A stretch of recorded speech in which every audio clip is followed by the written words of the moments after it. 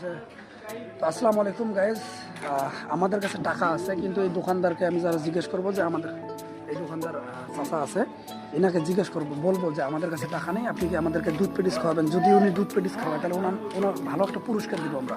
সঙ্গে থাকুন, চলুন চলুন। আসসালামু আলাইকুম। ওয়ালাইকুম আসসালাম। চাচা, মূলত আমার কাছে টাকা নেই, কিন্তু আপনার এই পেটিস দেখে আমার দুধ পেটিস খাওয়ার ইচ্ছা আছে। আপনি কি দুধ পেটিস খাওয়াবেন? কিন্তু আমার কাছে টাকা নেই, আমি টাকা দেবো। এটা তো আমার ব্যবসা, ঠিক আছে, টাকা যখন নাই ওটা খান, সমস্যা নেই। আচ্ছা, মানে মূলত আমার কাছে টাকা নাই, আমি খাবো কিন্তু টাকা দিব না।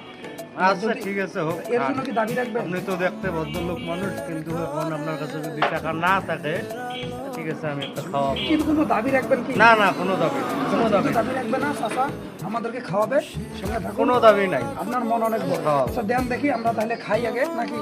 কিন্তু আমার কাছে টাকা নেই। ঠিক আছে, টাকা দিতে বুঝছি। পারবেন, কোনো দাবি রাখা আচ্ছা, কোনো দাবি নাই, আমি খাওয়াবো, একেবারে নির্দাবিতে খাওয়াবো।